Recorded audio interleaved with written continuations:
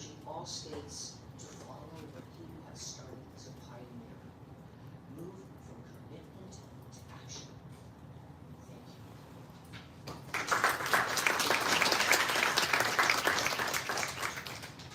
Thank Ms. Linda Winton from Optimist International.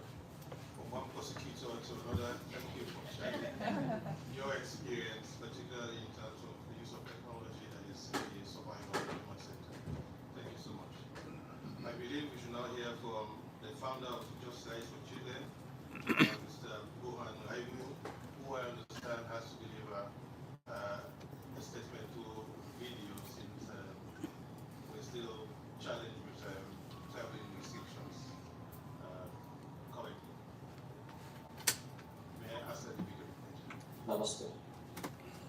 Your Excellencies, friends and colleagues. First and foremost, I would like to thank Dr. Fatima Leone as well as the organizers of this very important conversation today. Technology is a double-edged sword. On one side, the advancements of technology have ensured that everyone in the world feels connected today.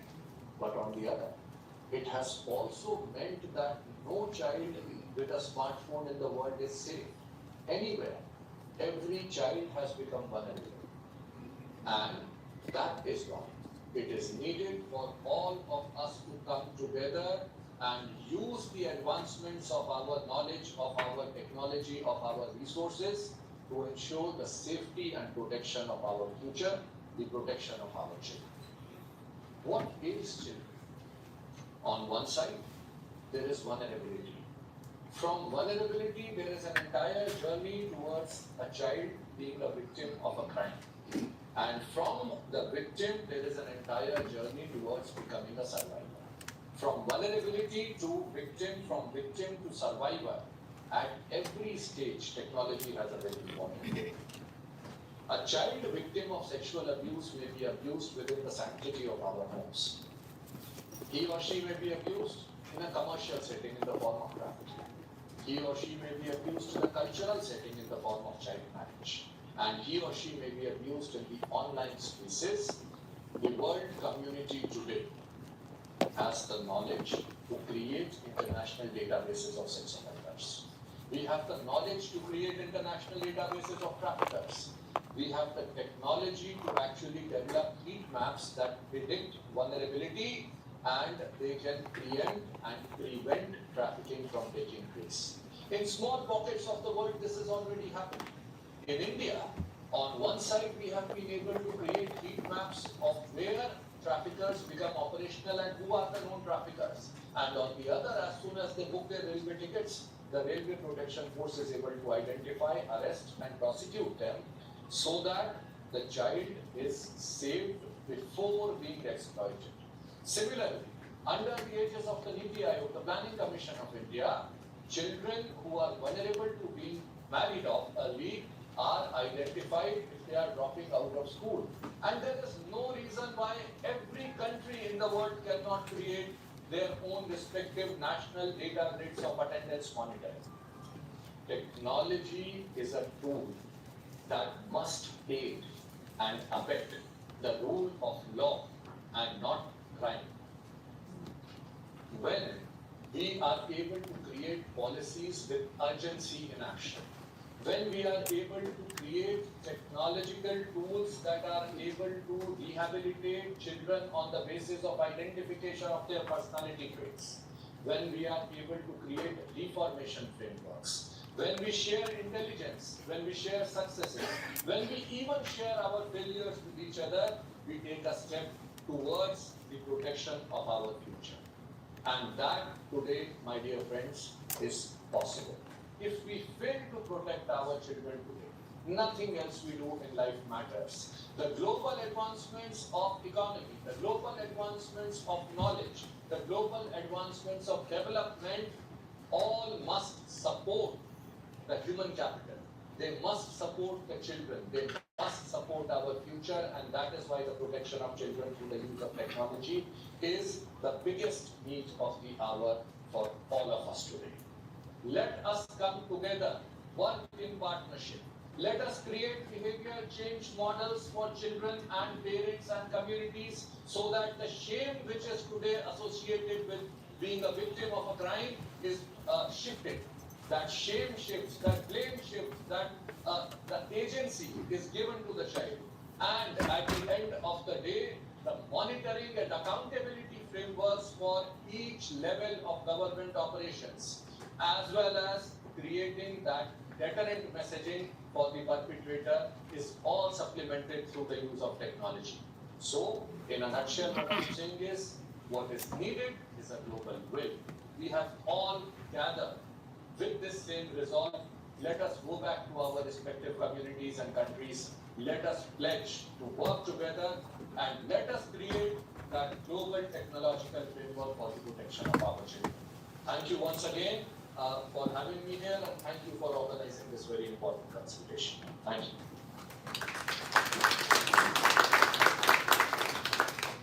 We thank Mr. Juan Gaido, the founder for Just Rights for Children, and the whole of the organization for their work, and certainly for his statement.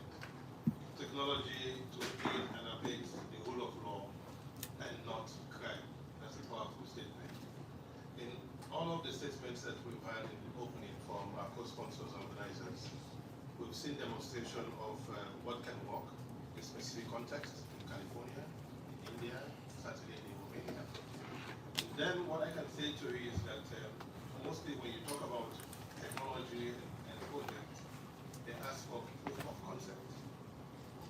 I have good news for you. In Sierra Leone, there is no better proof of concept. In Africa, there is no better proof of concept. And globally, there is no better proof of concept than our keynote speaker. She's been a champion at the national level, at the continental level, as I said, and at the global level.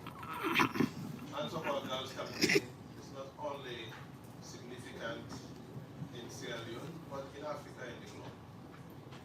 Introducing the resolution, the draft resolution A/77/8 took place at the plenary of the United Nations General Assembly. These are examples of the many, many things which you agree with me have been accomplished by our keynote speaker. I've also been advised that when you have a global icon, you do not introduce the global icon. You present the global icon. Excellencies, distinguished ladies and gentlemen, dear friends, it is really an honor to invite Her Excellency Dr. Fatima Madabio, First Lady of the Republic of Sierra Leone, and President of OPNA, to deliver the keynote address. Your Excellency.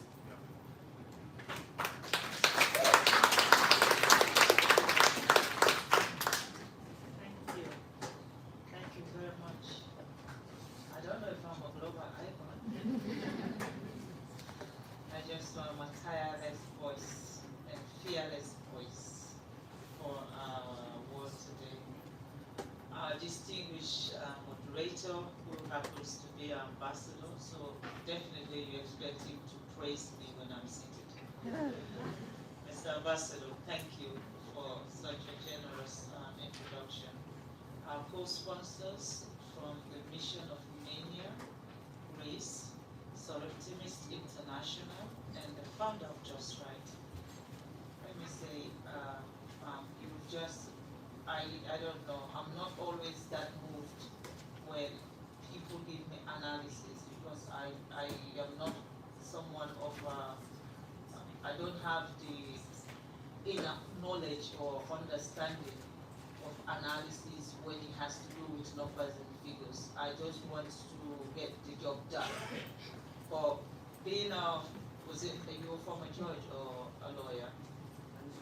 Prosecutor. Then it makes me understand why you just captivate me completely, and I'm thinking, is that really happening? Yes. Yes. Thank you. Thank you so very much. I'm really, really grateful because you have enlightened me again this morning. Her Excellency, Ms. Naima Ben Yahia, did I get that right? Yeah? If I don't bear with me, it's morning, even though it's Ramadan, in the morning, you have to have breakfast to be able to do everything right. Excellencies, honorable ministers here present, distinguished delegates, development partners, representatives of our civil societies, and esteemed colleagues and friends, a very good morning to you all. Assalamu alaikum wa rahmatullahi ta'ala wa barakatuh.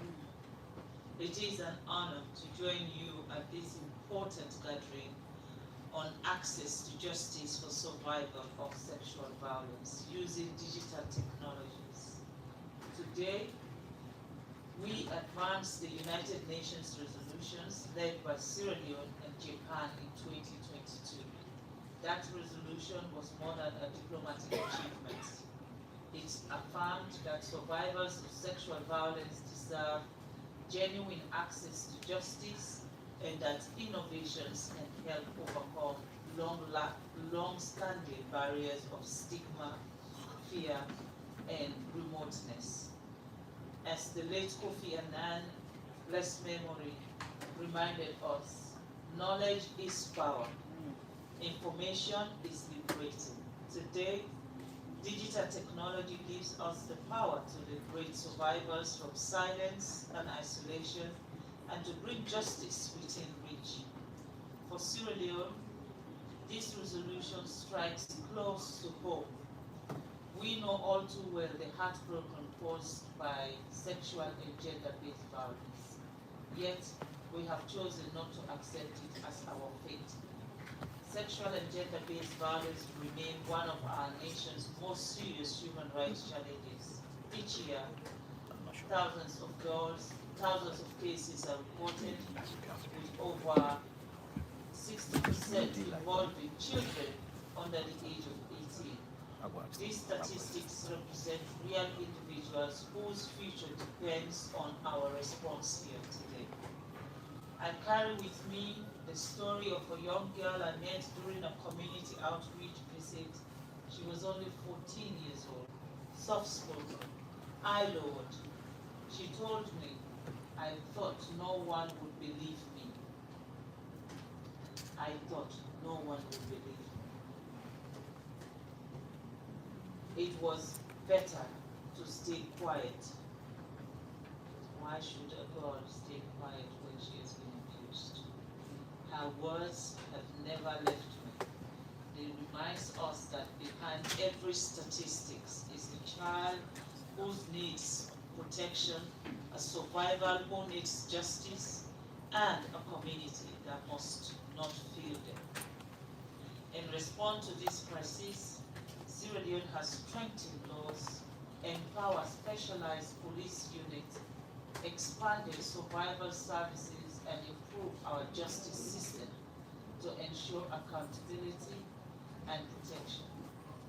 In 2019, His Excellency President Julius Maada Bio, our dynamic president, declared rape and sexual violence as a national emergency. That declaration was followed by strengthening legal reforms, including amendment of the Sexual Offences Act, increasing penalties for perpetrators, and removing bail provisions for rape cases. We have expanded family support units within our police forces. Our one-stop centers now provide integrated medical, psychosocial, and legal support to survivors.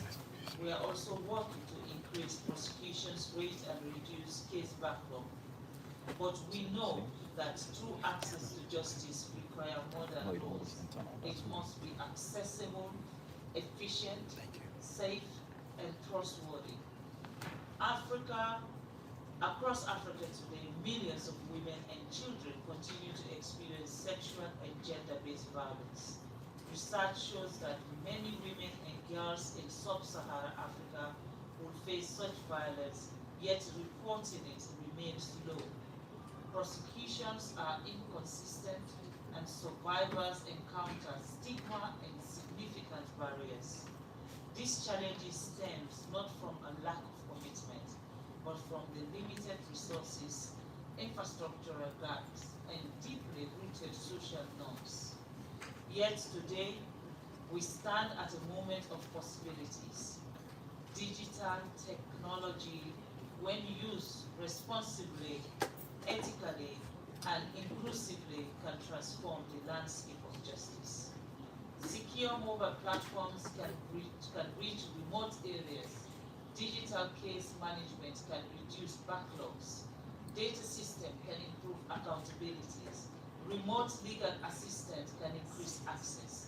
Technology empowers survivors to seek justice safely and confidently. But technology alone is not the solution.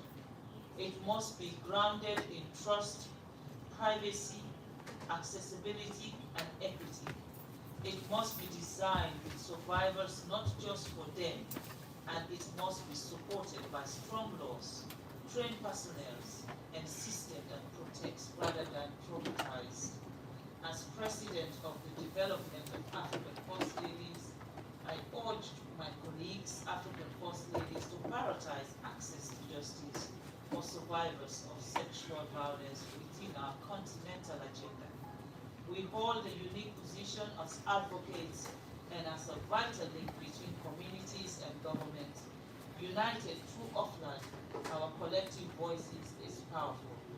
Let us commit to championing the demonstration and implementation of the 2022 resolution within our national framework, advocating for digital justice infrastructure in our country's budgetary priorities, promoting survivor-centered policies that protect confidentiality and dignity, strengthening cross-border collaboration to combat trafficking and transnational sexual crimes.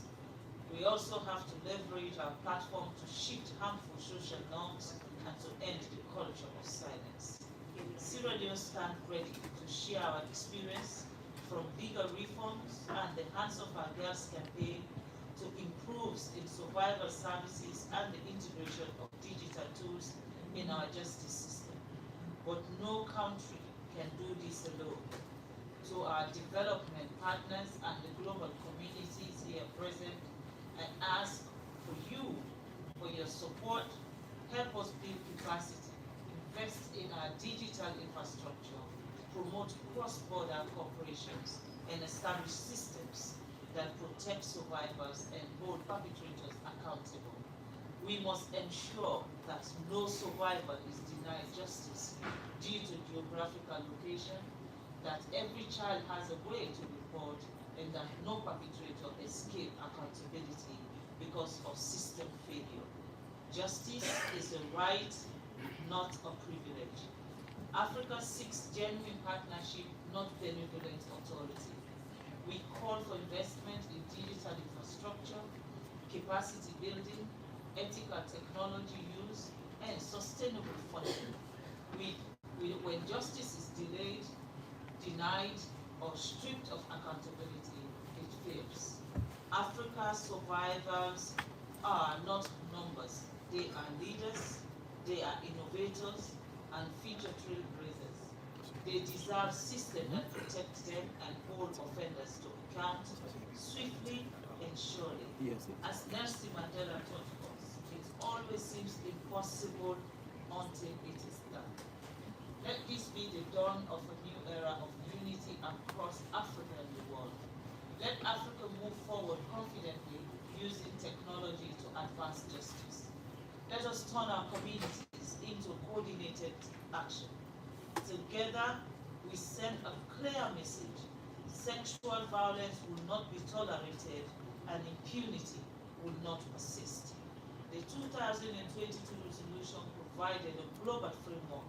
Let us move from promises to action, from policies to protection, and from words to justice. Together, we can use technology to restore dignity, ensure accountability, and inspire hope. Survivors are watching us, and our future generation depend on the decisions that we make for them today. Let's not fail them. And I want to take this opportunity again to thank our co-sponsors, to thank Morocco for standing with us, and every one of you for being here this morning. May God bless you. Thank you very much.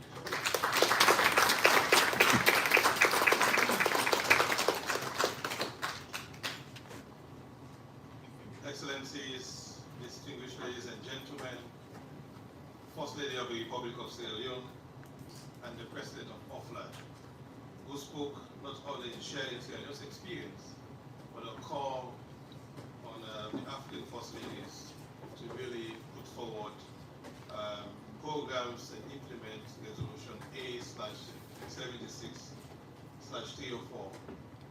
Indeed, Your Excellency, Madam First Lady, I work as the ambassador, but the good book also says that we should give honor to who honor is due. And so when we celebrate you, particularly for the reason in which the 14-year-old was bold enough to say to you that I thought no one would believe me. But that 14-year-old was brave enough and saw in you a leader that she could speak to, and for you for championing this important voice. And so for your tireless voice, we'll continue to celebrate you in all that you do. Thank you for that very robust call. Indeed, it may always seem impossible until it is done, and you've demonstrated and shown proof of concept, and you've given us a charge today. From your keynote address, I'm very pleased to move on to Her Excellency Ms. Naima Ben Yaya, Minister of Solidarity, Social Integration and Family, Government of the Kingdom of Morocco, to deliver high-level remarks, and she will speak in Arabic, so please you can grab onto your headset for interpretation. Your Excellency, you have the floor. شكرا جزيلا.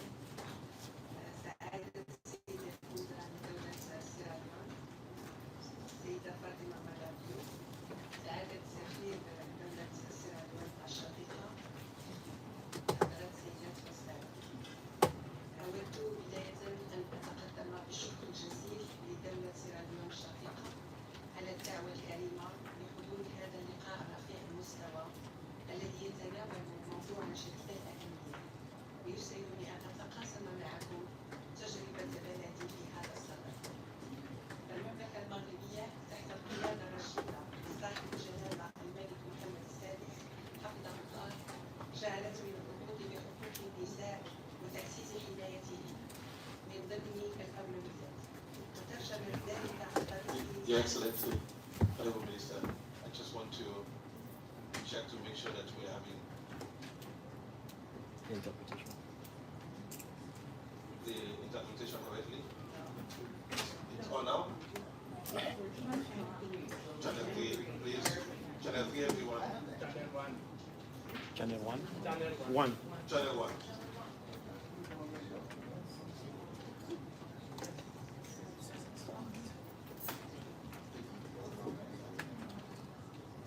ويسعدني أن أتقاسم معكم تجربة بلدي المملكة المغربية في هذا الصدد.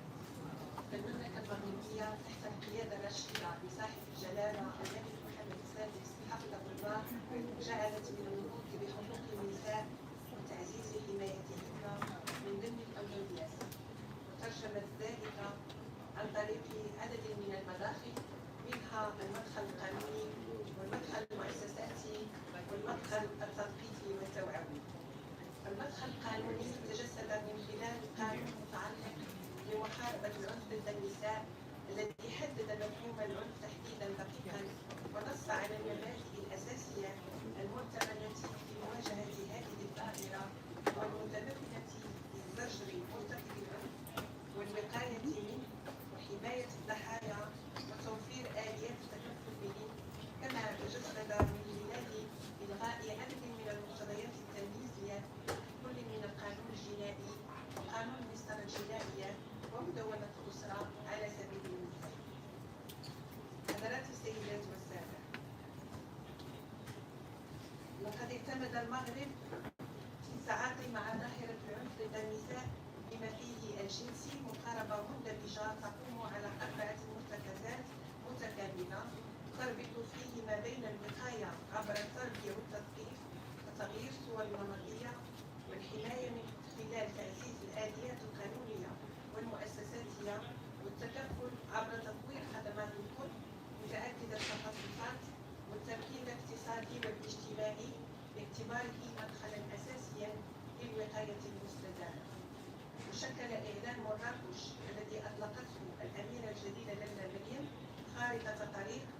استطاعت تعبئة مختلف المتدخلين مع تتبع وتنفيذ واضح وفق مؤشرات واضحة للتتبع وللتقييم.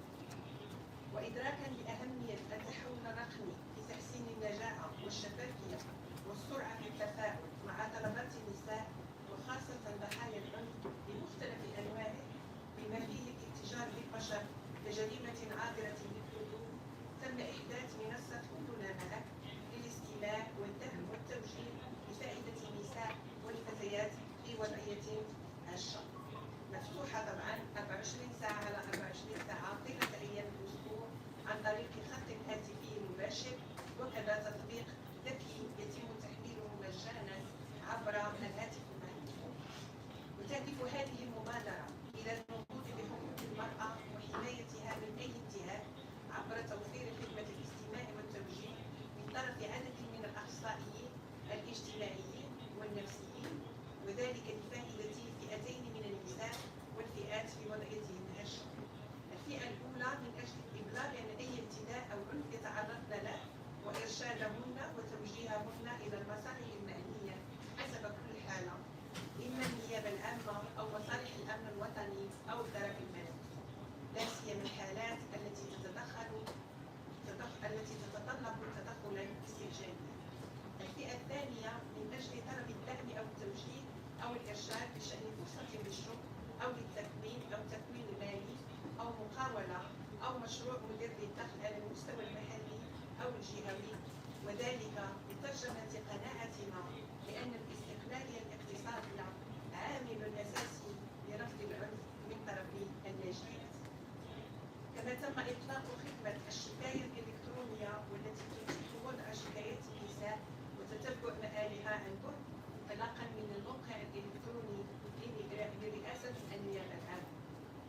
وتعزيزا لتوفير الآليات الرقمية الموجهة للنساء والفتيات ضحايا العنف، تم تعزيز هذه الشبكة من الآليات خلال الحملة الأخيرة حملة 16 يوما لوقف العنف ضد النساء لسنة 2025 للمنظومة الرقمية أمان لك لتسهيل وجود النساء إلى خدمات التبليغ والإيواء للنساء ضحايا العنف، وكذا لضمان سرعة التفاعل مع الحالات وتعزيز تتبعها على المستوى المركزي والترابي والمحلي.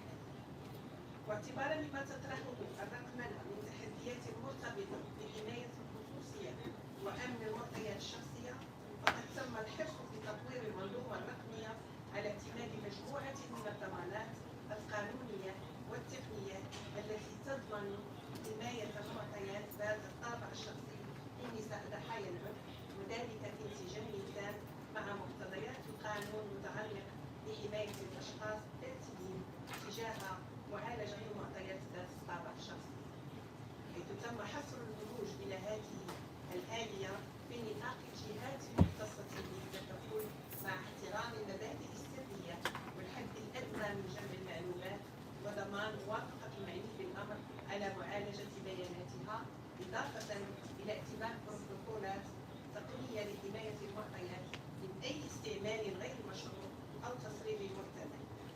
كما تجبر الإشارة ويجري حاليا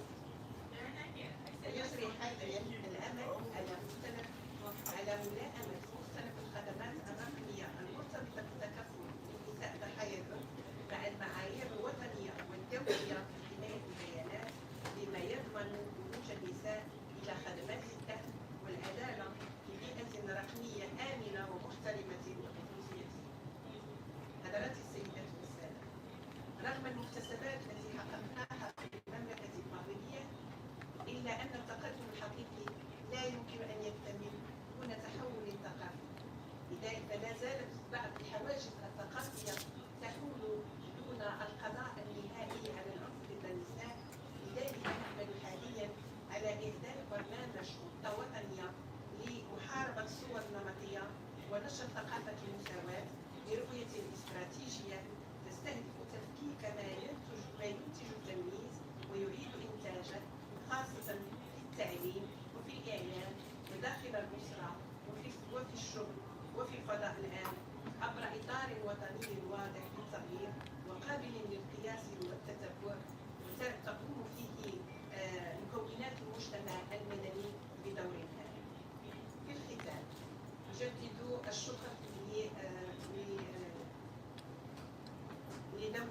ليون على إتاحتنا هذه الفرصة لتقاسم تجربة المملكة المغربية، وأتمنى التوفيق والنجاح لكافة اجتماعاتكم، والسلام عليكم.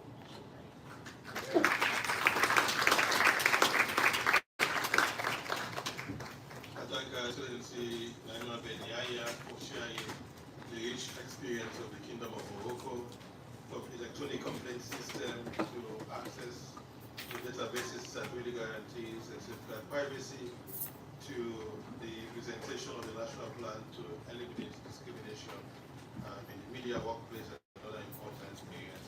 It's really a valuable experience to share, and one of the objectives of the resolution that was adopted by the General Assembly to improve international cooperation and access to justice. Now, we've heard from our partners, Her Excellency Madam First Lady, President of Auckland, and from the Kingdom of Morocco. And an important component in this fight is certainly the work and voices of civil society. But before you hear from civil society, there's going to be a music interlude. Thank you, Mr. Ambassador, Your And Excellency. we know the greatest fan of our musician for today was Daisy. Please. Thank you so much. And yes, I am civil society. As a musician, as a composer, Dr. Judy and I are moved by very powerful voices. And a very powerful voice that we have recognized since 2019 is Her Excellency, Dr. Fatima, and the program, not only in Africa, but worldwide, Hands Up Our Girls. So we were moved to write an anthem, a rich song, but powerfully supportive of the most powerful voice, because we believe in the voices of women and girls. And yes, I will, please. This song I have sung in Malaysia, New Zealand, and Qatar, and it was played at a NAIAD event in Bukaya House, because this message, my dearest Madam First Lady, is so powerful. So I'm going to ask that the music video be played. You can put the lights down. It includes your flag. Bless the people of Sierra Leone for their heart. Thank you for your generosity. Thank you for your love and your protection of all children, women, girls, and young boys. Thank you. Hands up.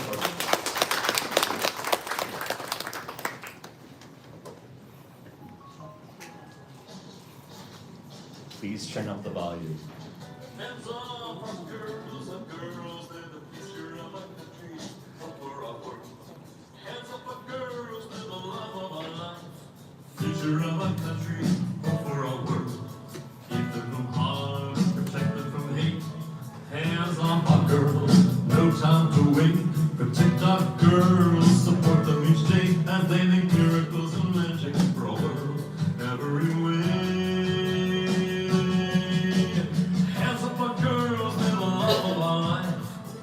Of our country and hope for our world. Intelligent minds, beautiful souls, loving and kind as they reach for the goals. Farmer or bank, nurse or preacher, merchant or lawyer, designer or teacher, the president of our nation. Anything's possible with good education. Hands up for girls and the love of our life. Future of our country, hope for our world. Honor our girls with a seat at the table. They're certainly willing, certainly able. Honor their strength, protect their power. Nothing can stop them when they are empowered. Empower our girls with the love of our life, the future of our family, the center of our community, the soul of our society, birth of our country, and our open world. Girls, the love of our life, Africa. Hands up for girls.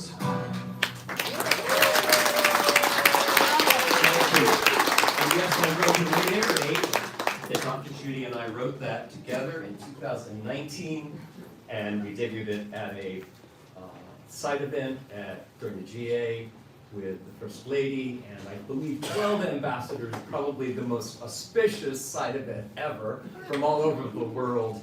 I will be singing another song that Dr. Judy and I wrote a little later. But thank you so much, and thank you for your heart, your mind, and your spirit, Madam First Lady. Thank you.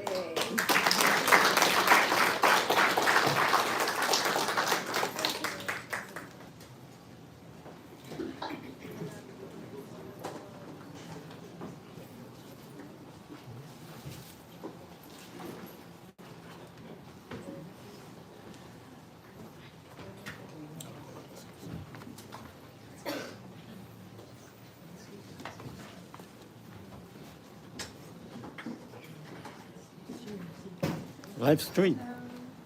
Live stream? Yeah. Which country? You too.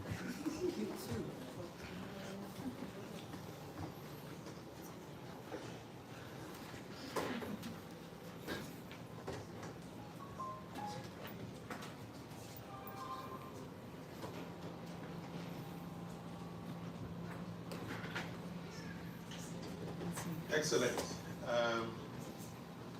It's always refreshing to hear the really important lyrics, manifestation again about the work that has been done through the hands of our girls. But it's not longer a campaign, it's a movement, it's a way of life. It's really a call to action. It's everything you can think about in elevating the plight of women in addressing an important issue related to our girls. And it's really a good segue into the interventions by civil society. And it really gives me great pleasure to invite the co-author of that important song. To kick off the intervention by civil society, I give the floor to Dr. Judy Koyansky, expert International Association of Applied Psychology, and many more, including advice to the Family Division of Sierra Leone. Thank you so much, Ambassador, and to everyone welcome here. You referred to the First Lady as a global icon. Okay, I'm going to add another phrase, and that is a superpower. Yeah, a superpower. I heard that word said in Addis at the meeting of OFLAD, of which the First Lady is president, and she is indeed a superpower. So I'm going to talk about some of the things that she has been doing, which the ambassador has already mentioned, but elaborate and show you some photos about it, and how she is indeed a powerhouse. I want to put this in the context of what's going on in the UN. As the ambassador said, I actually have been here for 22 years on both sides of the aisle, so to speak. And so if we could show the first slide, I'll skip to my presentation there, that the access to justice, there's the First Lady, she was actually on CNN, that's a picture of her on CNN the other day, talking about early marriage. And some issues about legality. So the next slide shows that there is indeed SDG 16, which provides for access to justice for all, and ending child abuse and exploitation and torture of children, and in 16.3, the rule of law. So these are frameworks at the UN that really put in context all the work that the First Lady is doing, and that we've even heard that Morocco is doing, and we've heard indeed about also Romania. So another of the frameworks that is really important here at the UN is the Pact for the Future. Now the SDGs was done, of course, in 2014 and 15. I was very proud to be part of that negotiation, being there. And now last year was the passage of the Pact for the Future, which also calls for access to justice. As you see up there, that's the cover of it, promises to address structural barriers to justice, ensuring accountability for perpetrators, which the First Lady has been very effective in doing, that I'll show in a minute, and ensuring that survivors can safely report crimes, which is so important, access to legal aid, and of course, increasing finances. If we don't have the money, we can't do that. Now, with regard, the next slide shows that there is a serious problem with women and girls having no legal protection from digital violence, which is such an important issue here. 1.8 billion, that's a very big number. And a major issue that we need to pay attention to now for all of these techies in the room is deep fakes, which, how many people know about deep fakes, which is affecting women and girls more disproportionately. And in the next slide, we see the other framework that is so important for what the First Lady has accomplished, and that is the policy, the first policy about the Global Digital Compact, which is within the Pact for the Future. And in that Global Digital Compact, which I was also glad to participate in the negotiation about, Principle 7 is called Gender Equality and Empowerment of all women and girls. That's essential for their future, and outlines similarly, the importance of protecting girls, specifically with regard to the digital technologies that are going on now. Now, if we see the next slide, we see something very important that has happened in Sierra Leone, the first country.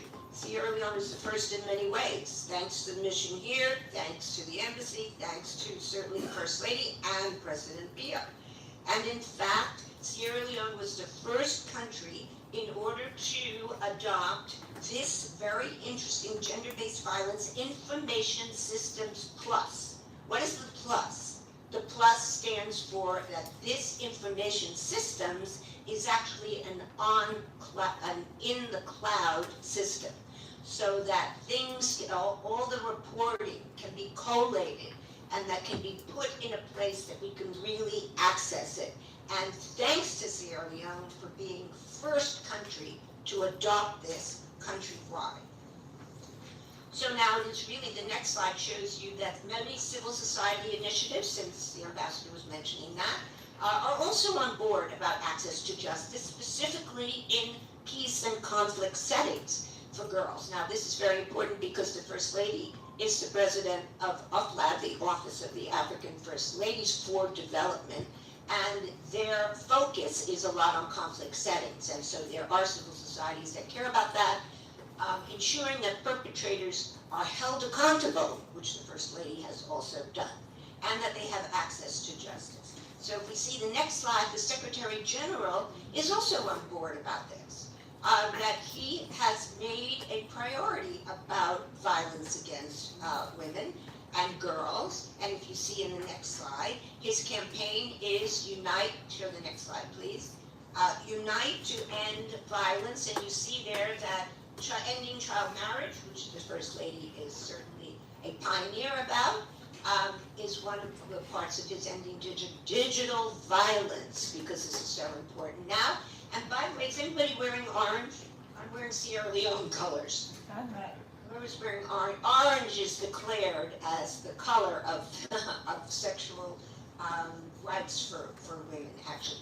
In the next slide now, what we see here is that if you walk the halls of the UN, you'll see exhibits about these issues that are really important. And in the next slide, I get you what the problems are on both ends. Laws that are inadequate or not enforced, victims not reporting, 40% only 40% seeking help, 10% calling the police, and if they report, the complaint is dismissed. And as a psychologist, I have 3 S's about that. There is shame, stigma, and silence on the part of reporting, and specifically girls.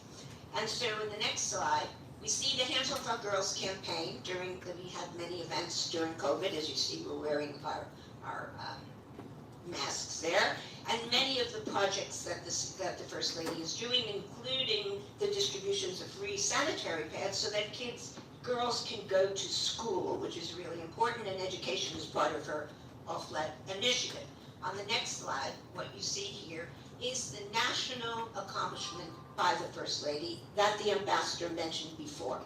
This is so important that actually this woman who is sitting in front of us has actually created a movement where Parliament was supportive of her efforts to prohibit child marriage, and that then this was enacted by the President that you see there signing into law the Prohibition of Child Marriage Act in 2024. Now, how this is so important, the initiative, the superpower, the global icon that we heard before, that this woman has made this happen, and that this now needs to spread in other countries. And I'm going to show you something very quickly about that shortly soon. So, next slide, please. Now, another major accomplishment that this woman in front of us has done, to manage to get a General Assembly resolution passed. This is not easy, right, Ambassador? Not easy. Thank you for backing me up. I mean, it is astounding. And you see the First Lady of Turkey there, really helping. Thank you very much.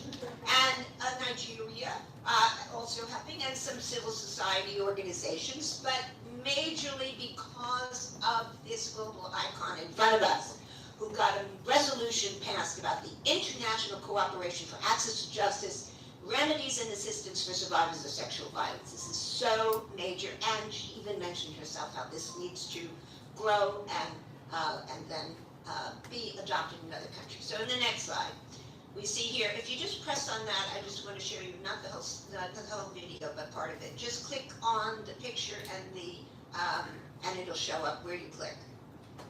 Can you click on the photo and then the little triangle? Yeah, just click there.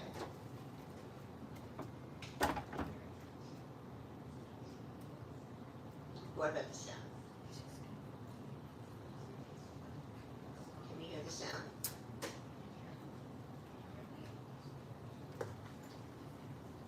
This is at the United Nations. Okay, let's forget about it, because we don't hear the sound. Let's move on. I don't have too many slides left, so. Okay, so this is something else I want to show you that's really important. So some of us, Russell, here you just heard about this one. Ziva Bakar, who has her own foundation also for girls, the Bakar Foundation in Pakistan, and I were in Doha, fortunately before everything broke out, and so this was, and what we were doing is showing a major video of the First Lady's work.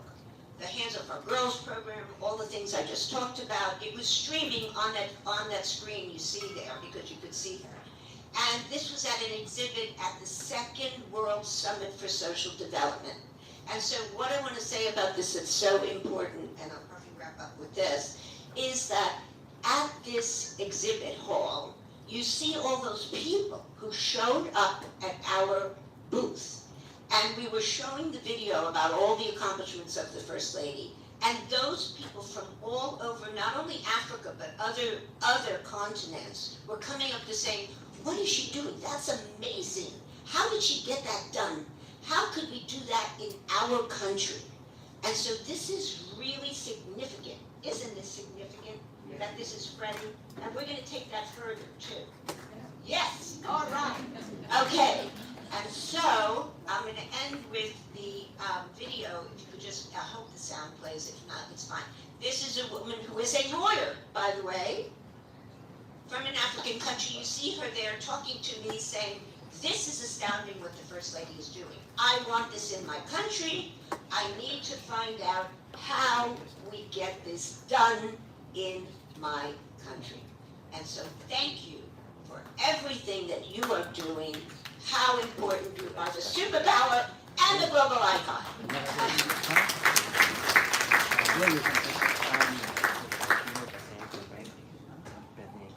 I want to thank Dr. Judy for really the very powerful presentation, reminding us of the important work that has been done by our global champion icon and superpower. I forgot to inform you at the beginning that she's also a professor at the Columbia University Teachers College, so of course a substantive presentation, and thank you for that. Thank you also for reminding us that indeed it was stated clearly in Excellency Madam First Lady's statement that we do have the champion, he for she, that is His Excellency Dr. Julius Madabio, the President of the Republic of Sierra Leone. Has been supportive of the work of Her Excellency Madam First Lady from day one. I also thank you for reminding us of the partnerships that we have with Turkey, with Nigeria, with Japan, on these many important initiatives which we will do at the United Nations General Assembly. From that, we move on to the other civil society speakers. Now I'm going to use my gavel because I'm going to invite you to try to visit and intervene in the agreed time frame so that we're able to listen to everyone and perhaps open the floor to hear from a few interventions from the floor. I'll first invite Shahil Norris. She has dedicated the last 26 years of her career to ending sexual violence. 10 years ago, she co-founded Safe BAE, Safe Bay, with a group of survivors who all experienced sexual assault at the age of 14. Uplifting and empowering the voice of young people is the core tenet of our work. Ms. Shahil Norris, thank you for your work, and you have the floor. Thank you so much. I actually want to hand it over to my programs manager, director, to speak first. Good morning, everyone. My name is Ayla Mansman. I am a soon-to-be graduate of Manhattanville University and serve as the Director of Programs and Outreach at Safe Bay, where I've worked for the last 8 years. Safe Bay is the only survivor-founded, youth-led organization in the U.S. working to prevent sexual violence among teens. And the Bay, BAE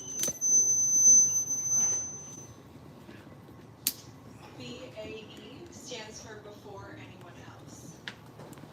We equip young people with the tools to prevent harm, support their peers, and drive generational culture change, strengthening mental health, uplifting youth leadership, and creating safer school communities.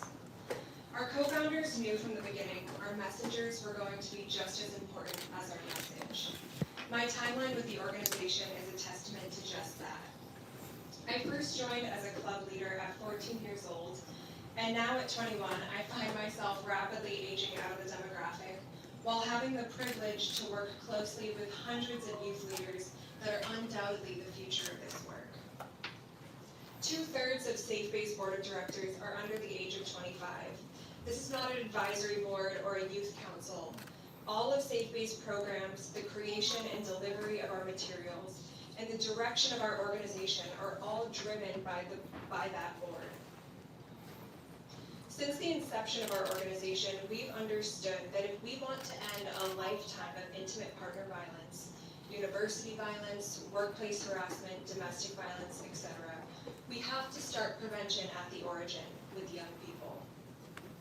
On a global level, we have always called this category of conflict gender-based violence.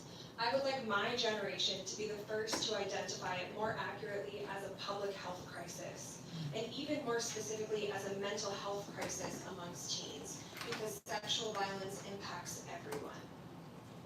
The 2023 U.S. Youth Risk Behavior Survey finally identified sexual violence and suicidal ideation amongst teens as being intrinsically connected. Around the globe, young people are seeking honest and authentic early intervention education, focusing on consent, healthy relationships, bystander intervention, and their rights in the justice system. Justice comes in many forms. For a survivor, their access to justice may begin with being able to tell a friend or a family member and being believed. It may mean being supported by their community and not facing rumors and shame. Reporting to law enforcement and being treated with respect and dignity. Or standing before a judge and jury whose understanding of sexual violence has been informed by more than the harmful media messages and generations of cultural framing that blame survivors for being assaulted. Every single barrier in accessing justice needs to be addressed, and that begins with education starting in early development. It means breaking through the taboos of each culture that tell us we shouldn't speak to young people about sexual violence, because our ideas of healthy relationships are already being shaped by the flawed examples provided by society, our elders, and media. If we can begin by providing my generation with education, access to healing resources, and community support, justice will follow. Thank you.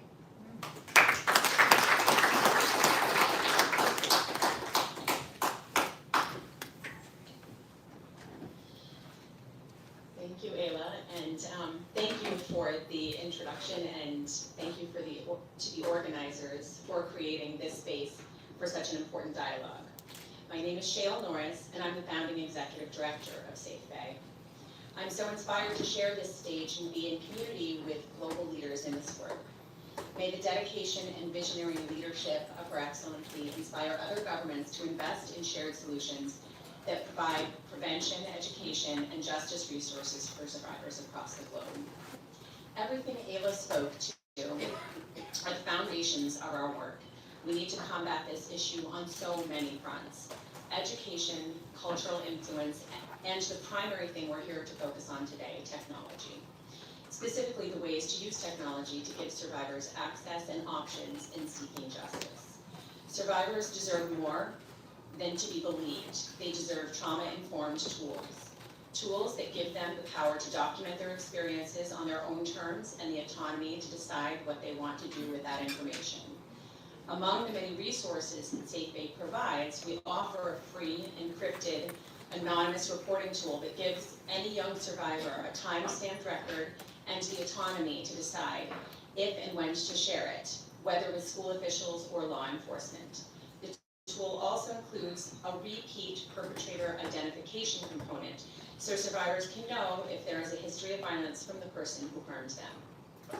But this type of tool requires broad adoption and free accessibility. School partners to embed it in their student resources and make it easily accessible. Civic partners to invite their networks to share it widely. And we need every government to broadly adopt these resources to enable survivors anywhere, in any circumstances, to report and access justice and healing.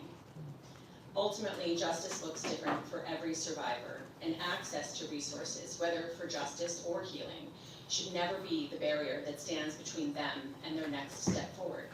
Meeting survivors where they are is how we move this work forward. That's why we are proud to be evolving our resources to include another completely free digital component. Innovation even. Our newest tool will be released globally this May. VibeCheck. VibeCheck is a no-cost, human-driven resource available to anyone on the internet, allowing them to ask anonymous questions about intimate partner relationships and help them to understand if they have caused harm, how to take accountability, and to learn how to not cause harm again. But again, this is human-driven and populated by 10 years of on-the-ground work with young people that has informed all of our evidence-based resources. It is not an AI solution and cannot be done responsibly by AI. Because prevention is about interrupting cycles, reducing recidivism, requires honest conversations, and VibeCheck creates the space for those conversations to happen safely, at no cost, privately, and accessibly for anyone, anywhere in the world. This is our answer to the call young survivors have been making for generations, saying, I just wanted them to say they were sorry and to not do it to anyone else. Thank you again for having us, and we look forward to this being just the beginning of partnerships that can support this work being cohesive across all countries.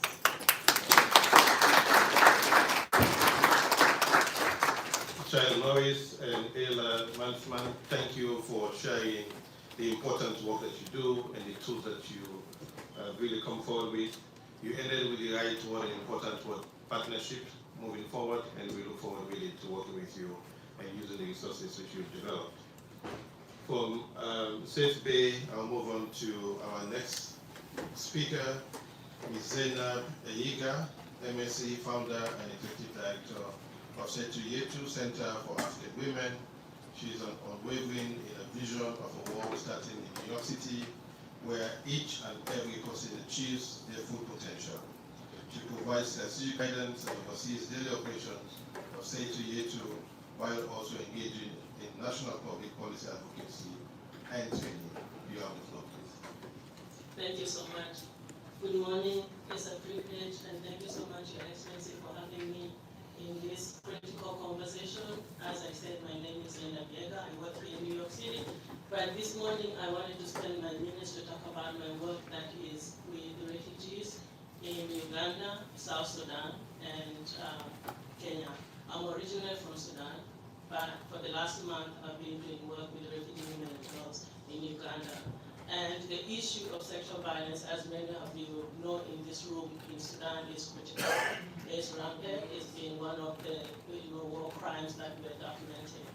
But when we talk about digital literacy, for a lot of women, not only in the refugee camps, but rural areas, it's not only just about access, but it's also lack of resources. Let me give you an example. In one of the refugee camps, a lot of women and girls don't actually have basic equipment like cell phones. Buying a cell phone in Uganda is very expensive.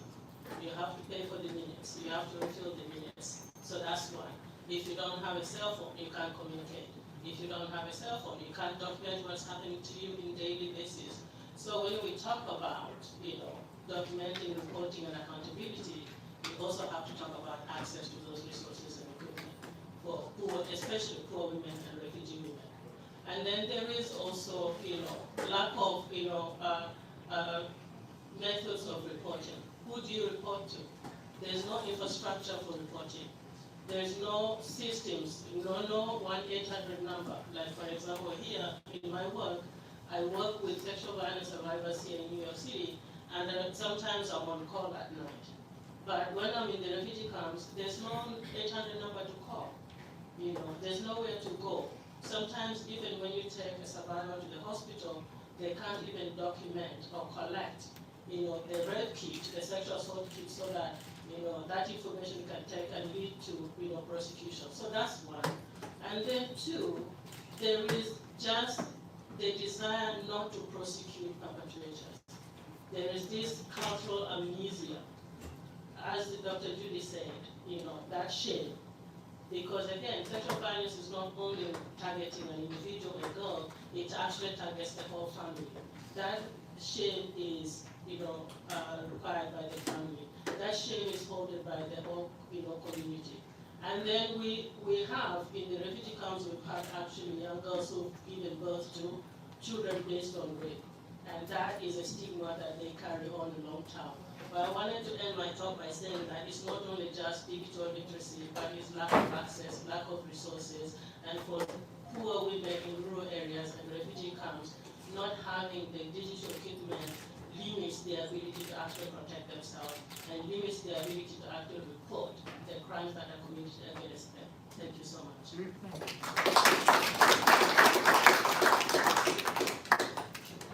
I really want to thank Ms. Zina Bayaga for really the important work that you do, particularly with vulnerable women and girls, and double victimization, and you can even say triple victimization for the lack of access, not only that they live in a conflict situation or they be refugees, but also having suffered sexual violence and having lack access to the tools for reporting and addressing the issues and of course ensuring accountability. So thank you so much for your important work.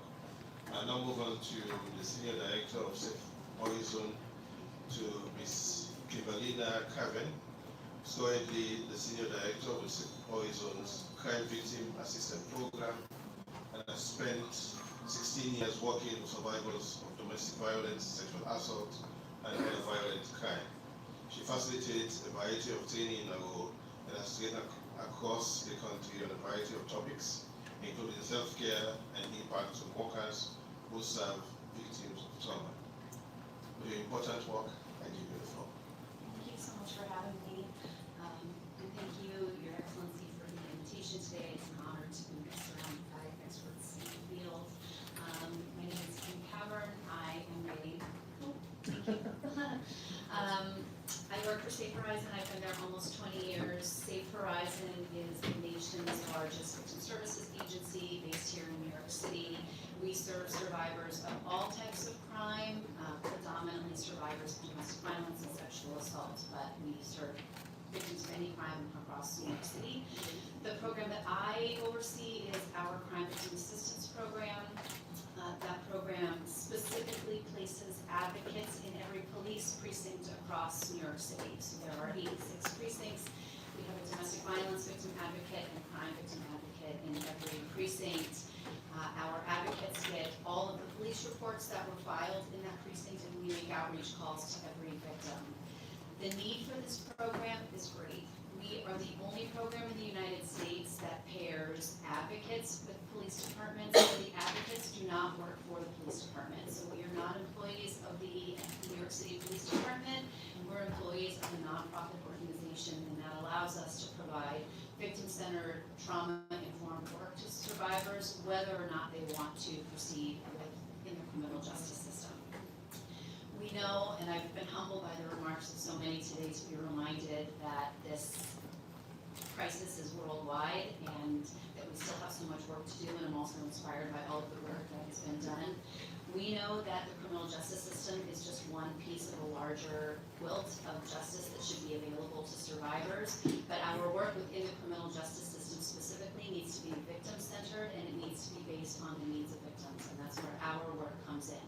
We're there to listen to survivors. We know that they also often have many other needs they're dealing with other than the intimate partner violence. So they may be also experiencing things like housing instability or food insecurity. And so we want to make sure that we can help them meet all of those needs, because if you don't know where your next meal is coming from, you may not, the violence that's being committed against you may not be your first priority. So we want to help meet all of the needs that those survivors are facing when they come to our office.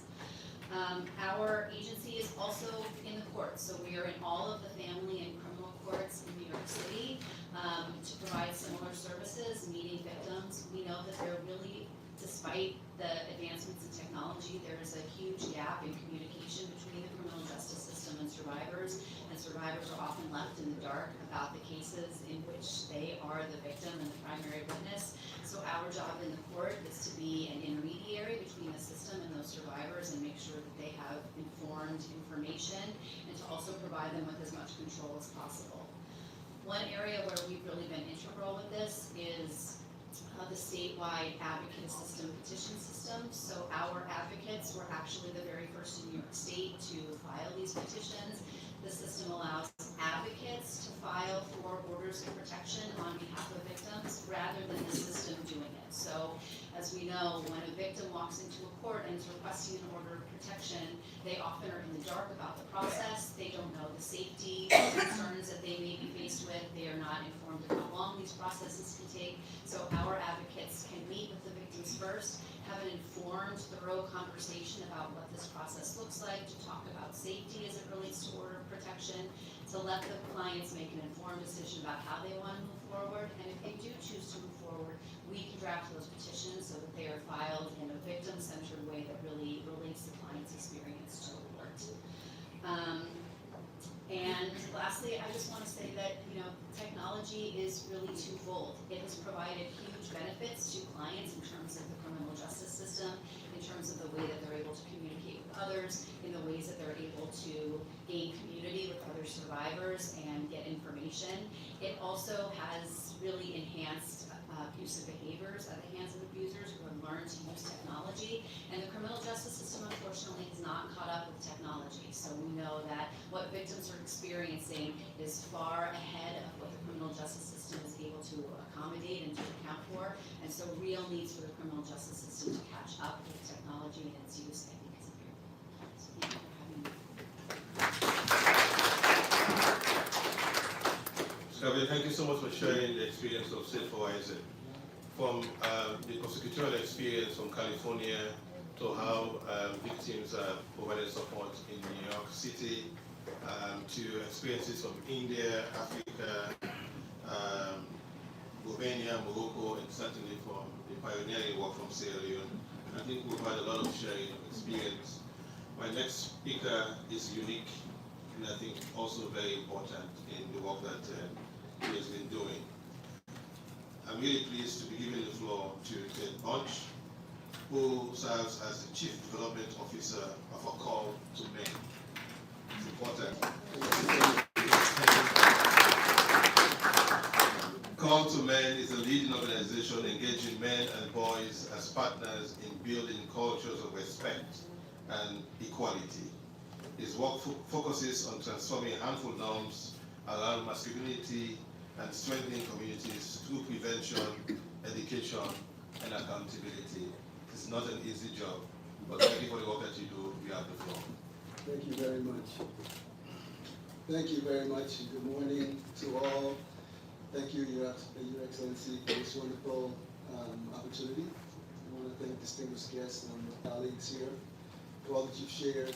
Our organization is based here in the U.S., but we do international work as well. Call to Men is 24 years old. I'm the Chief Development Officer, but also one of the co-founders. The other co-founder's name is Tony Porter, who is the CEO. Our vision is to create a world where all men and boys are loving and respectful, all women, girls, and those in the margins are valued and safe. So as we look at and hear all of the things that were said today, the way that we fit into this is to really be very solution-oriented, which it means engaging men. Men are primarily responsible for the violence, and in my view and the organization's view are primarily responsible for finding the solution, which really means engaging other men. Engaging other men is really important, whether it's in the digital space, which is simply a reflection of our greater society, wherever we are. The work is adaptable in all communities, because where there's a male-dominated, patriarchal, sexist society, you have themes and tenets and behaviors and attitudes that are consistent no matter where we are.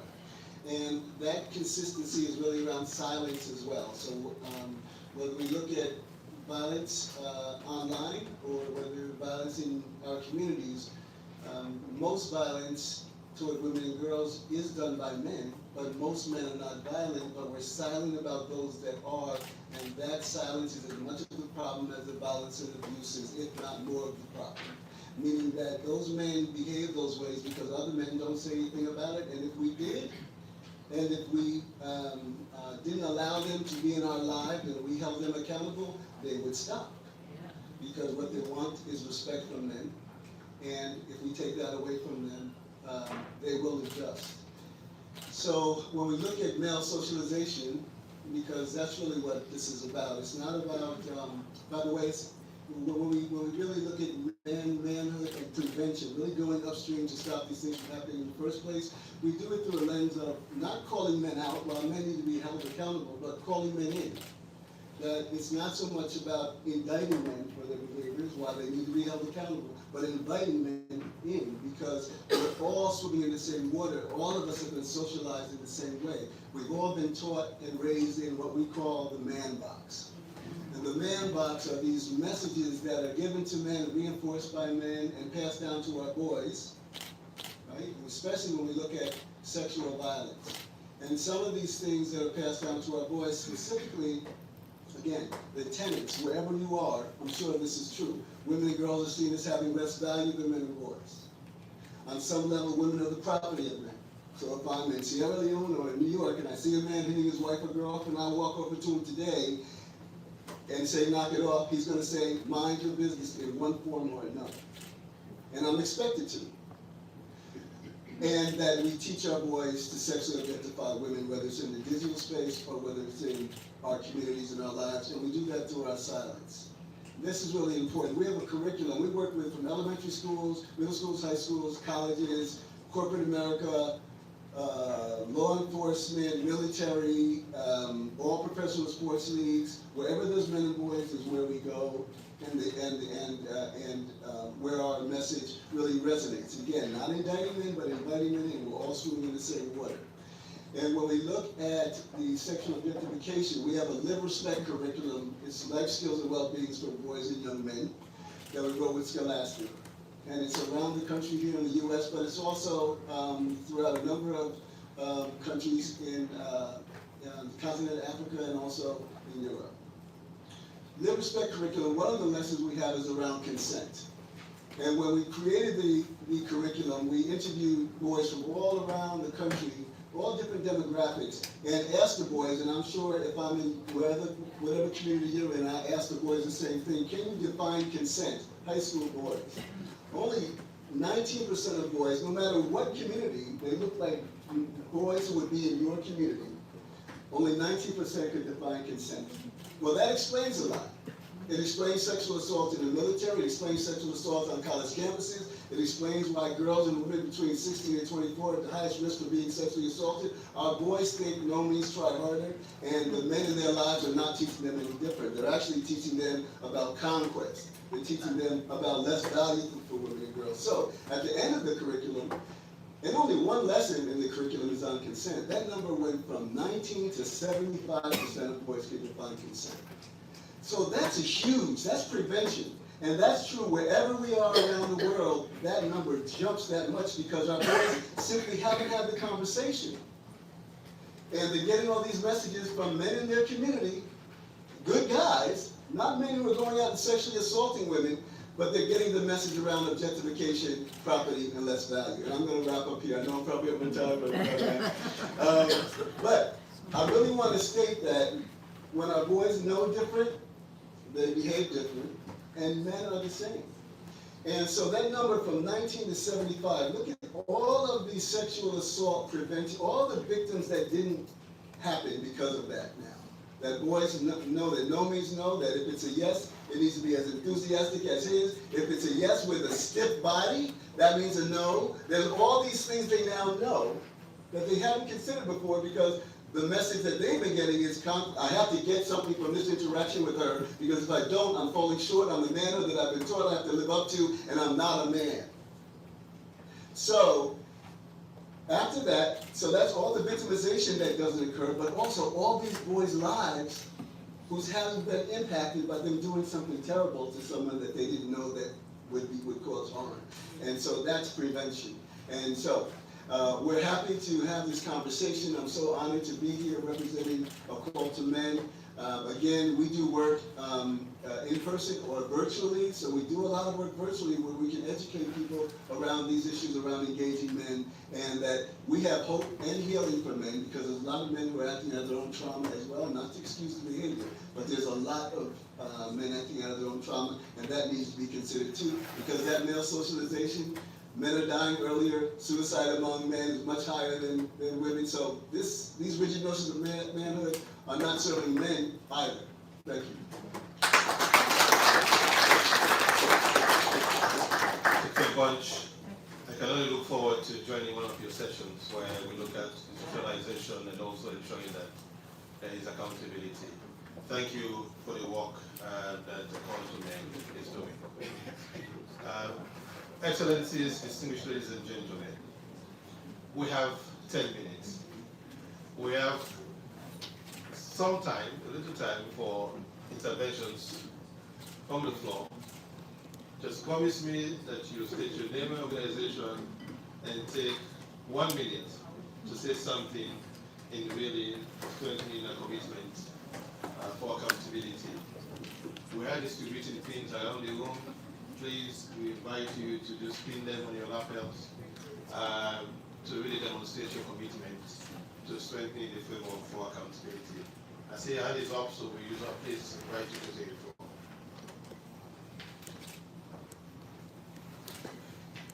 Good morning. Can you hear me? Thank you very much.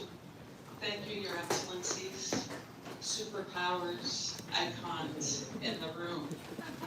My name is Dr. Beth Lissman. I'm based here in the United States, and I've been the UN representative for a decade now for a progressive group of Catholic sisters and lay people, the Loretto community, and also the Sisters of Charity of the Blessed Virgin Mary of Dubuque, Iowa. I bring you also a word of hope from here in the United States, where we deal with toxic masculinity that's only getting worse and worse over time. But I also happen to be on the board of a hopeful organization called the Angel Band Project. And I just wanted to mention that organization, the Angel Band Project, based in St. Louis, Missouri. It was founded 15 years ago to assist survivors of sexual assault with free music therapy, which has been a proven way of helping women primarily in a trauma-informed way to recover from the trauma of sexual assault. So we're a small organization, but growing. We've moved into, we work primarily in St. Louis, Missouri, New York, here in New York City, and Seattle, Washington. We've been growing. We've been in discussions with Estonia about moving into international work. We hope to have some resources online that would be available anywhere around the world, but we also are having a Songs of Survival concert on the 28th of March in St. Louis, Missouri at Narings Hall High School, which was founded by the Sisters of Loretto over 100 years ago. So just a word of hope to share. Thank you very much for your work and very much for your time. May we all continue the fight. Thank you for sharing the word of hope that is very much needed. We are firstly running out of time. We've also indicated in the program there will be look for the photo opportunity with Her Excellency Dr. Fatima Madabiu, First Lady of the Republic of Sierra Leone, President of Land.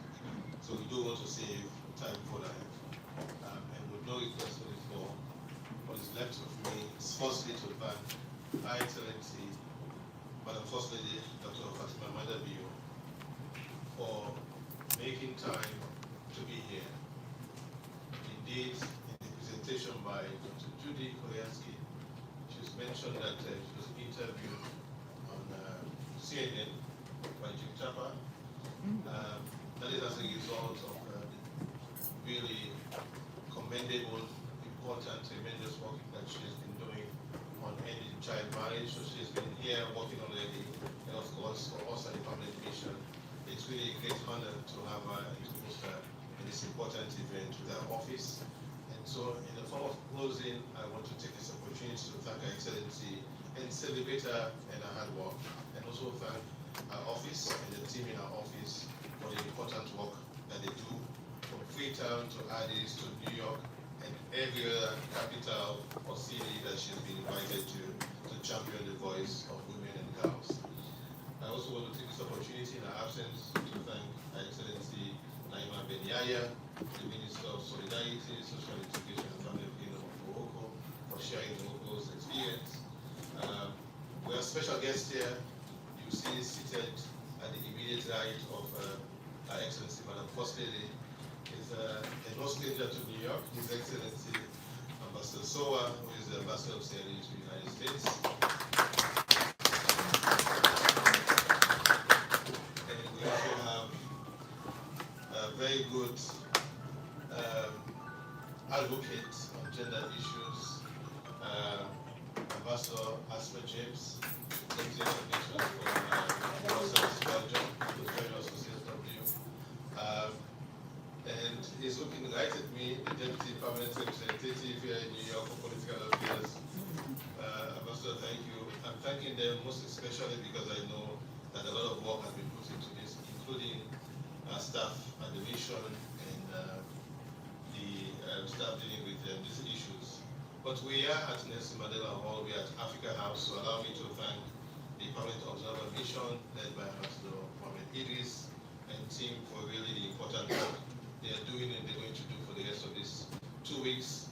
I thank our guests, our co-sponsors again, the Family Mission of Greece, Romania, so Optimist International with so much substantive work and valuable experience, and certainly Just Rights for Children. To all of our speakers, thank you for making time. We must move this forward by collaboration and partnership, and we should find ways in which we take the conversations today forward into a concrete outcome. Thank you for making time to all of the important guests here. We need to take the photo, so I need to stop. Thank you. And lunch will be served immediately after the photo session. Thank you so much.